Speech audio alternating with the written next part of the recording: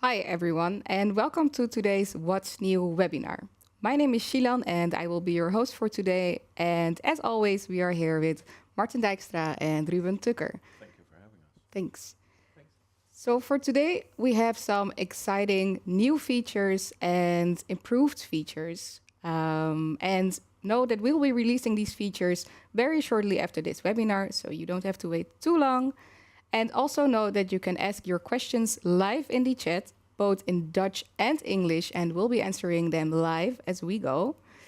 Now, for today, on our social media channels, we have discussed the topic of data exchange. To explore this further, Ruben, could you please tell us more about it? Of course. So our friends from development have created a new way of exporting data from Relatics in either Excel or XML format, giving you a lot of flexibility. And it's added the ability to export your data along with the Relatics structure you have in your system engineering model or in your workspace, which enables, of course, for a much easier data exchange or communication. Of course, I want to show you guys how this works, so I'll move into Relatics. And for this example, we're working with a client workspace and a contractor workspace. We'll start with the client workspace. So I'll be posing as a client for a large infrastructure project like building a tunnel. We'll move into the workspace. I am the power user of this workspace, so keep that in mind. And what you'll immediately notice is that we have a new visual icon here in the ribbon. And if I hover over it, I'll zoom in a bit, you can see it mentions output. So this is a change from the previous version. When I click on output, I can find my export definition here. So I can create export definitions as a power user, but I can also find my reports here. So this is a change for people who also want to use reports in Relatics. They can find it right here under output in the ribbon in the top left corner. And if I click on my export, I am able to create a new export definition. So as I'm posing as a client, I'm going to create something like a contract specification. And I am able to name my export, of course, but I'm also able to select my output format. So we'll be providing these export in both XML and Excel format for maximum flexibility, but to add the Relatics structure in that format. So I'll choose Excel because it's a lot more readable for this example. And I can create my export definition. As you can see, it's empty now, but I'm able to create an export query. And this works much like you would create a report. So it uses the same kind of syntax that you are using for reports. And of course, we don't expect you to learn this syntax by heart. So what I'm able to do is I can go back into the workspace, into the data. And let's say I want to export my requirements along with systems, the relations to systems, and even interfaces. So what I'll do is I'll start a new My View table, and I'll start expanding the model by selecting my properties for requirement. I'm going to add the relation to systems. I'm even going to add the structure or the hierarchy of systems to this My View, and I'm going to add any linked interfaces. So I have my requirements, my systems, and my interfaces in this My View. I'm also going to add a filter because I can add the filter to the export query as well. So let's say I want some requirements that are either to apply or applied. And once I'm done with establishing the My View, establishing the query that I want to have as an output for the export, I can simply go to the settings of the My View table. And keep in mind, you can use this on any My View or any use case or any all elements table on the overview of your workspace. So I'm doing it for requirements right now, but you can do it for other elements as well. And I can copy the query for the export. And as you can see, it looks much the same as it would, I'll zoom in a bit more, for the report. So it's much like copying the script for a report, only now I'm copying the query for export. I can move back to my output with my query on the clipboard, and I can open that contract specification that I created and then start editing the query, and I can simply paste that query into into this definition. And what Relatics will then provide is an overview of your query on the left-hand side, but what's even handier is that I have a preview of the structure on the right-hand side, which I can inspect to check if I have all my elements, properties, and relations I want to export. Once I'm satisfied with that result, I can simply hit Generate Export, and then Relatics will generate an Excel file, which will look like this. So I have all my content right here. I can inspect that content, of course, and what Relatics also does, it divides the Excel into several tabs with that structure that Relatics needs for the data, so that it exports both the specifications but also the systems and the interfaces that are linked with it. All right, thank you, Ruben. So how about a use case? Could you please share an example of how this feature could be used? Yeah, sure. So I've already provided you with the example of the communication happening between a contractor who would be working, a client who would be working in Relatics and a contractor who might be working in a different Relatics environment, allowing for the communication of your project information between client and contractor. Another example could be, because we also have the XML format, we could also use this for either archiving our workspace with all the information in the project workspace, and you could store that on your DMS like SharePoint for future reference. So either Excel or XML. Another example could be that you are working in a system engineering model for in a certain project workspace, and you want to migrate all that data to a new system engineering model. You could use this export functionality to get the data out of the old workspace and then, of course, communicate it to your new system engineering model or workspace. Okay, and who is this feature exactly meant for? Yeah, so as you might have guessed, I was a power user of the client workspace. So I'll move back into Relatics just to show you. Of course, the creation of an export is something that a power user does. And this feels naturally something that's a part of the job description of the power user. So I'm able to create new exports, but the actual users or the other members of the project can still go to output and generate the exports from this list. So they are able to run exports. And when I move back to the data, if I want to go into the settings of my view to generate the query for the export, of course I still have to be a power user because these are settings meant for a power user. But because we provide both the Excel and the XML format, the Excel format allows users to better understand the information that they are exporting, because it's a lot more readable. Whereas the XML is a more neutral structure, which is, of course, best suited for people with experience in the XML or the markup language of XML.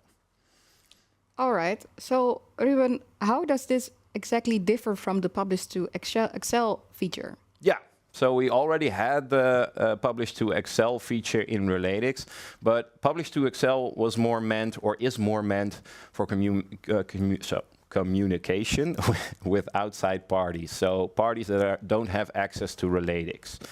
Because the publish to Excel also has a certain formatting, so meant to make it more readable and to make it look like how the information was presented in Relatics, more in table form with colors and other kind of styling. So that's a lot more readable, purely meant for parties outside of Relatics, whereas this export Excel has more structure in it to allow for better communication for importing data later on. So it's purely meant for that export feature and not necessarily for readability or for sharing with other parties outside of Relatics. Okay, thank you, Ruben. So I think this feature will be very helpful to many of our customers. Then there is something new coming, but not yet available to all of our customers. Martin, could you tell us more about it? Of course. I'll be talking about what we call the RelaticsIdentity, and indeed it's not something that we roll out directly after today with version 6.8, but it will be something that will be released in the coming weeks and months. For customers with Relatics 6, not a lot will change, but it's especially beneficial with customers who have both a Relatics 5 environment and a Relatics 6 environment. It will make their life a lot easier. But even for customers that are currently only using Relatics 5 and maybe they don't have any concrete plans to start Relatics 6 on the short term, it will also be a great addition to the software for them as well. So I will not keep you waiting any longer. What is RelaticsIdentity? Well, it's basically a completely new sign-in portal for both Relatics 5 and 6 users. We basically build upon the authentication platform that we already use for Relatics 6, but we did some significant modifications. And what this means is that as a customer with both a Relatics 5 and a Relatics 6 environment, you will have, in the new situation, all your users will only have one single account within your organization for Relatics. And it allows you to access all your workspaces, whether they're in 5 or in 6. It will also bring a slight change to the sign-in form, especially the sign-in form for Relatics 5. It will be uniform, so whether you're signing in one or the other, you will have the same access screen. And what is really a great improvement for especially the on our organizational level or for the administrators is that you will only have to manage one user repository. So you don't have one for 5 and one for 6 anymore, but you have one repository. And it brings some significant advantages. First of all, it enhances the security level, of course, because you only have to manage users in one location. But it also adds more flexible and more advanced sign-in options per user. Because what this means is you can decide on an individual user basis if the user can sign into Relatics using their Relatics credentials, the Relatics username password, or with their Microsoft corporate account. And this is based on Microsoft Entra ID that we have already in Relatics 6. It will become available for all your users, so for your complete organization. And as an individual user, like I said, it brings a great advantage that you have only one set of credentials, and it gives you access to all your workspaces, whether they're Relatics 5 or Relatics 6. So it's a great new addition to the software. Well, thank you, Martin. It's very interesting. Can you maybe also show us how that will look like? Yeah, of course. Like I said again, it's not something that will be released this week, but I can already give you a small preview. What I have here is the sign-in screen. I typed in basically the URL of my Relatics 5 environment. As you can see here is already the new sign-in screen. What will change as well that is that the user signs in with their email address always, not with a username anymore. So when I sign in, first of all, there are no big surprises. You can still see the list of your Relatics 5 workspaces, but you see a new button in the right-hand corner, and it says Relatics 6 workspaces. And once you click on it, well, you actually get what you expect, because then you have access to all your Relatics 6 workspaces, if you have any, of course, as a user. So it allows you really easy to toggle between Relatics 5 and Relatics 6 projects. I'll also show you a little bit how it looks like for the administrator, because in the new situation, the primary location to manage your users is in the Relatics 6 interface. So it's in the environment administration. And if you go over to users, you will see here your complete list of users, whether they're working in Relatics 5 or Relatics 6 or both versions of the software. You'll see the complete list here. And as you can see already, like I mentioned, you can decide on an individual user basis if they sign in through Relatics or through Microsoft. As you can see for myself, I'm currently signing in through Relatics. But it's really handy. You can just really quickly change for an individual user if he has to sign in with Relatics or Microsoft. And yeah, I know it will be very beneficial for users, for customers that are currently using Relatics 5, who want to use single sign-on, but because of restrictions with external users, etc., they don't use it yet. But in the new situation, you can really easily do that. All right, thank you, Martin. So what is next, and what does that mean for our customers? Well, like I said, it will be a gradual rollout in the coming weeks and months. Of course, we'll timely inform all of our customers on an individual basis when it's going to be happening. We'll also created a dedicated web page on our website with detailed information, what it means for you, and also with even videos for the administrator, how you can manage your users in a new situation, how you can assign them to workspaces, etc. And the last thing I want to mention as well is that it has no impact, no implications on either your contract, on your licenses, or on any existing projects, or even interfaces with third-party applications. Okay, thank you, Martin. So indeed, just like you said, I think it will be very beneficial for many of our customers. So for now, going back to Ruben. Ruben, we have talked about exports, but I'm very curious, how about imports? Yeah, of course, we would be remiss if we did not include any importing feature along with the exporting. So we'll dive into Relatics to show you how to import the information. And we'll use the example again of the client and contractor communication.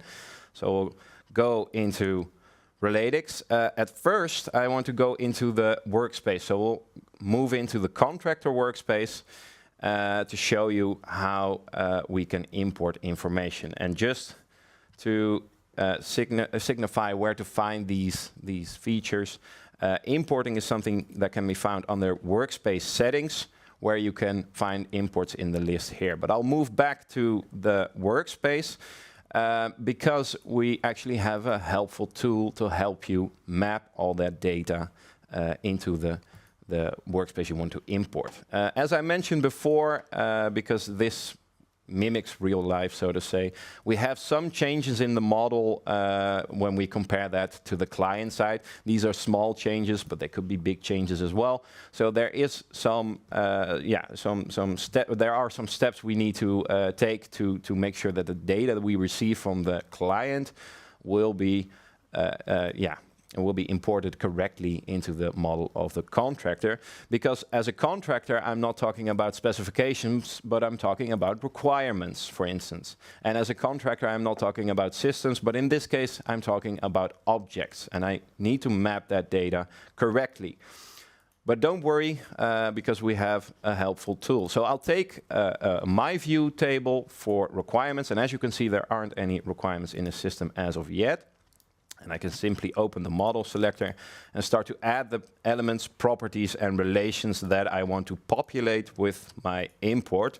So it looks much like I did at the client side, only this time it's for importing. So what I want to do is I want to add all this information. So I'm adding the requirements, the properties of the requirements, the objects with their structure, of course, and the interfaces. And once I'm done with expanding the My View, I can simply go to the settings of that My View again, the same place where I would copy the query for export, and I can download an Excel sheet for import. Now I have to close my full screen to get my document, my Excel document, and I have the structure I need to import the data on the correct properties, elements, and relations. And now it's a matter of taking that that Excel file that I have from my export, simply copying that information into the correct field. So I'm copying my requirement, I am copying my relation to system right here. Of course, I need my list of systems, so I'm going to copy this information into the correct tab for my objects, because I'm going to rename them to objects for the contractor side. And lastly, I'll need my interfaces. So just simply copying that information into the correct tab. Might be going a bit fast, but once you do this a couple of times, it'll feel like second nature, of course. It's simply copy and pasting the information in the correct columns. And once you're done, you'll save your file, go back to Relatics, and I can go to the settings of the workspace. Oh, sorry. Go to the imports, and then run an import. And as you can see, we can provide an Excel file, we can provide an XML file, but we can also provide a zip file once you've exported any attachments like images or documents. You'll get a zip file as an export, and you can then provide that zip file for import as well. So in this case, I have my my import Excel filled up and ready to go, and run that import. And as you can see, all the elements have been successfully created. I also receive an import log, so I can check what kind of imports I have run in the past. I can even download that log in a viewer file. But of course, the proof is in the pudding. Sorry. So I'll go to the workspace and I'll double check if all the information is in the right place. And that's why my view is also helpful, because I use it to get my import sheet for this table, but I can also use this table to double check if everything was imported in the right place. So I can see my requirements, I can see the relation to objects, I can see my interfaces very nicely in my view. And when I go to objects, I can even double check if the structure was applied correctly as well. And it has. So my import was successful. All right, Ruben. So it seems like this import feature is a bit hidden, and it feels like it's more for the power users. How do you see this? Yeah, of course. The import is under the settings of the workspace, so I have to be a power user to run an import. Which, well, as a consultant, I can speak from experience. Importing is not something done by every project member in a workspace. So this is naturally a part of the job description of a power user. So the power user is the one importing that information. And next to that, we of course still have our copy-paste feature, which can be used by other users in the workspace. All right. So why don't you use the copy-paste functionality? Right. Well, the copy-paste functionality is more meant for simply copy-pasting parts of a single element. So let's say I have an Excel file with a lot of requirements, and if I want to use my copy-paste feature, I'll most likely use that copy-paste feature for an entire row of just requirements, so a single element. And whereas when I'm using my import, I'm actually importing a cloud of data, an interconnected cloud of information. As you saw in the tabs, I'm importing multiple elements. I'm importing relations between these elements. I'm even importing structure. So import is more for importing that entire cloud of data, for creating that data at the start of your project, which you would normally do, just like my example of client and contractor side. Whereas copy-paste feature is more meant for updating a single element with its properties. And along with our subset of elements feature, it works best for updating existing information, whereas the import is for creating new elements and the network that revolves around that element. Well, thank you, Ruben, for walking us through the new export and import functions. So, of course, our developers have been working hard on other new features and also improvements. Martin, could you tell us more about those? Yeah, of course. Well, I want to show you a couple of things. There are indeed more incremental improvements and additions to the software. I have two features which are new, and a couple of improvements to existing features. So let me start with the two new features. First one is what we call find in tree. It's basically the search functionality that we already added to tables is now also available in treeviews. So either by clicking on the icon or using Control and the F button, you can enable it. And once you click on Enter, the tree will be automatically expanded, and all the tree nodes which contain your search term are highlighted. So it's a really nice, handy way to quickly find what you're looking for. The second improvement is something completely different. It's a dedicated application integration with Trimble Connect. Trimble Connect is also a software tool. It's used a lot in construction projects as a collaboration platform to manage documents and also 3D models. And upon request of several of our customers, we now added a dedicated interface with Trimble Connect.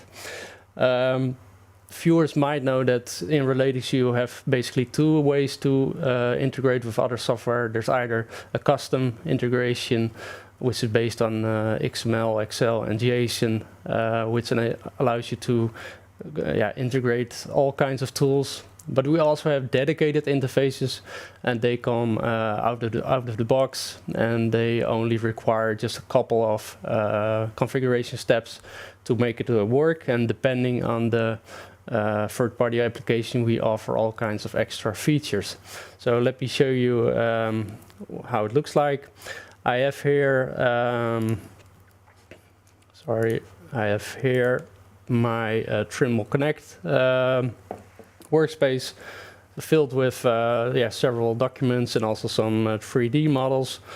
And if I go back to Relatics, if I go over to documents, you can see the exact same list of documents, and they are automatically synchronized with Relatics.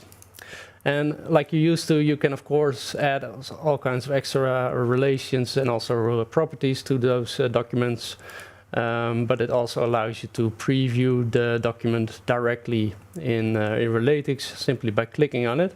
So in this case, I have a PDF file which will be previewed. Hopefully, there it is.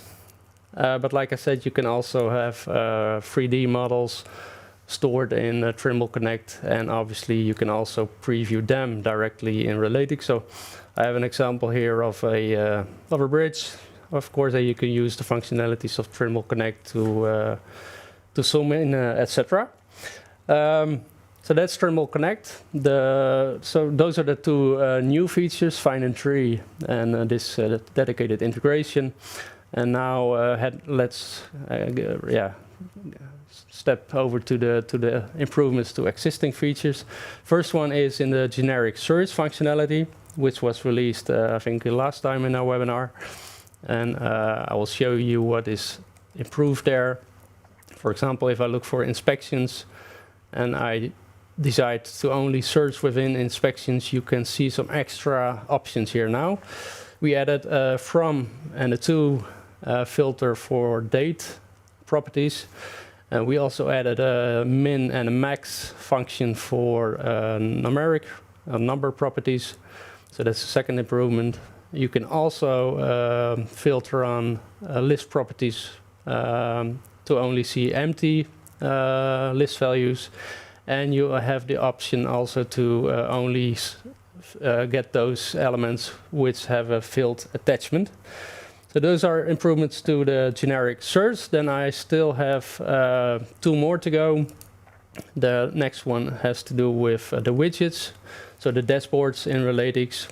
And with the new improvements, you can also include a single inner derived elements in your widgets. And I understand it's maybe a little bit a mouthful for our viewers, so let me explain what I mean with it. In this case, if you manage risks in your model,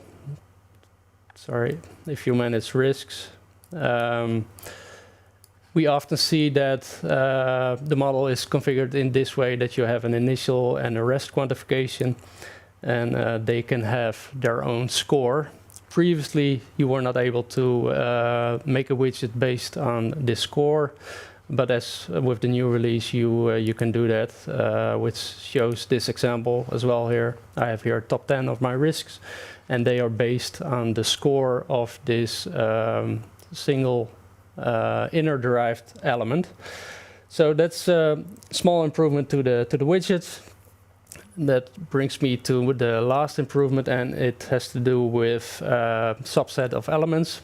That's a feature that Ruben already mentioned before. We changed this, or we improved it based on some customer feedback. maybe not everybody knows or remembers what subset of elements is. So what it basically allows you to do is to create an overview or to present a particular set of your data, which you cannot establish by using the filters. And it's ideal if, for example, you receive a list of requirements from your client, which you need to update in Relatics. And we did an improvement there. So if I go over to my spreadsheet, I have here an updated list of requirements. And if I copy the IDs and if I go back to my requirements and if I use the subset of elements feature now and I paste the IDs in the pop-up screen, what you'll see now is a direct feedback with all the information with the requirements, the IDs that generated an error, so to say. Previously, you would see green rows and red rows, with the red rows indicating something was wrong. Then you had to scroll through them, and now you can see just a bulleted list with all your errors. And also, they contain the exact row number or the position of the error, so you can quickly go back to your source file and make any corrections if necessary. All right, well, it looks good, Martin, but why exactly has this changed? Well, like I said a little bit already, it's especially useful if you're working with a big data set. So if you have a lot of requirements, if you have 1,000 requirements and there are several mistakes in them or several requirements which could not be found, you don't have to scroll down through the whole list, but you could just get a neat bulleted list with all the errors, and you can quickly go back to your source file and make the corrections there. Well, thank you, Martin and Ruben. Thank you both for sharing these new features and improvements. I think they are a valuable addition to this webinar. So, as always, we will be releasing the release notes very shortly after the webinar. And as for the release of the features, you can expect them to be released this week. You don't have to wait too long. We'll be releasing Relatics 6.8 this week. And as for the next webinar, which will be after the summer break, please keep an eye out on our social channels to be updated on the date and time. And for now, thank you for watching, and we'll see you next time.